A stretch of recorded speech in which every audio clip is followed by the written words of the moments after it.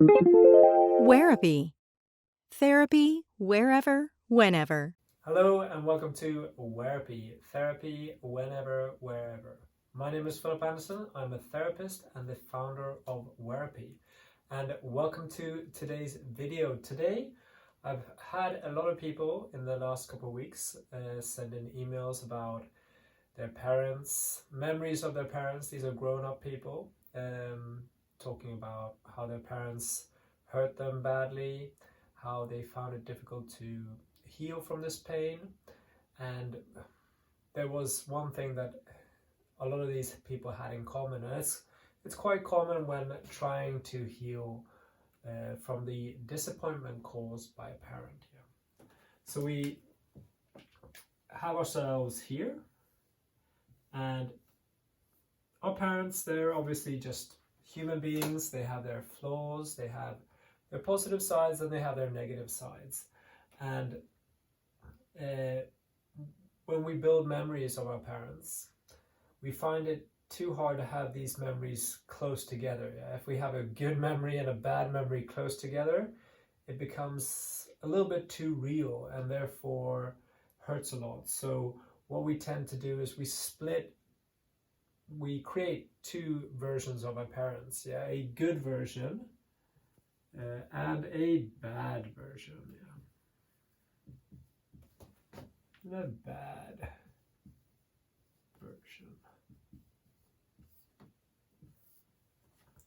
And for example, if we did it for a father, I remember one of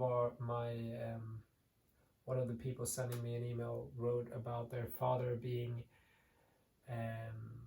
having alcohol problems, becoming a little bit difficult when he had been drinking, not physically violent but very rowdy. So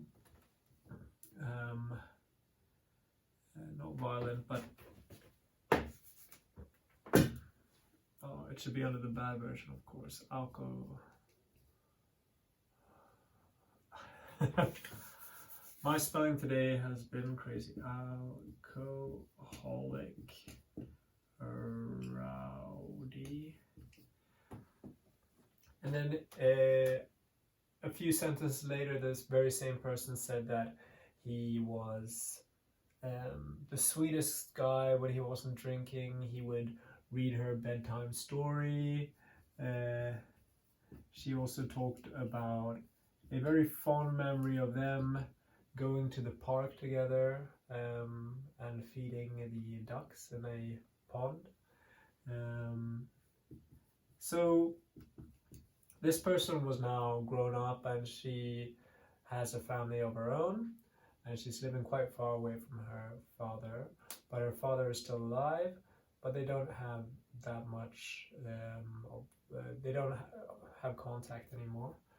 And in order for her to cope with the pain that has been created by the bad version of her father, she's had to split the bad version, she's had to split her father into a good and bad version.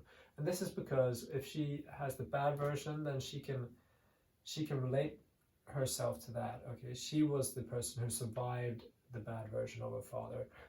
She makes him almost into this comical villain in her life. Yeah, and the good version of her father becomes the saint, but the saint can't be the villain, and the villain can't be the saint because that will be too difficult for her. So she keeps them separate, and she has a good relationship to the good version of her father, and then she kind of stands up for herself in her mind as she replays the memories of the bad version of her father. So that's what's happening. But just this is what she does to keep herself from feeling the pain. But that doesn't mean that she's healing, because this is repeating itself all the time. If this wasn't repeating itself all the time, then she would have been healed. So what has to be done is, and I think maybe you might be able to guess it, we we need to move from looking at the situation in a black and white way into making it a little bit more gray. So, and this is what happens in therapy as well. For those of you who have gone therapy, if you haven't and you want to, just go over to my website, wherapy.com, and book a session. But for those of you who have, you will have been led by your therapist to your therapist would have tried to lead you into mixing these different versions of your parents together to make you heal. So you create one version of your parent, the good, or maybe the real parent. And in that version you have the alcoholic, you have the bedtime story, you have the rowdy person, and then you also have the person who brought you to the park. And all these memories are so mixed up that you can't help but taste them both at the same time, like a sweet and sour sauce. And this will automatically make you think about the other version of your parents. So when you're thinking a little bit about the bedtime story, you're also thinking about the alcoholic, and when you're thinking about the rowdy person, you're also thinking about the park, and you will start to mourn the person. You will the conflict that is going on inside of the parent, or in this case the father, will become very realistic to you, and it will make you feel a lot of sorrow for the relationship that you've lost to your parent, or kind of make you feel sorry for everything that your parent has gone through as well, and what impact that has had on your relationship to your parent. Because the good father, the father that taught you bedtime, read you a bedtime story, will also be the father who drank too much and got a little bit rowdy. And the father who drank too much and got rowdy also really, really loved you, and that is where most of your pain lies. So seeing that pain will allow you to heal. If you like this video, please give it a thumbs up, and don't forget to subscribe. We are heading towards 1,000 subscribers, so please subscribe to the channel if you haven't already.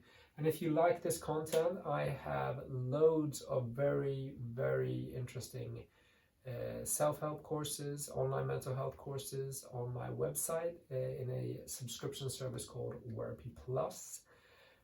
2 weeks free. After that, it's only $14 a month, and $1 goes to a charity that helps disadvantaged families go to football or soccer matches. So give that a look. www.wherapy.com/wherapy plus. I'll put a link in the description. Thank you very much.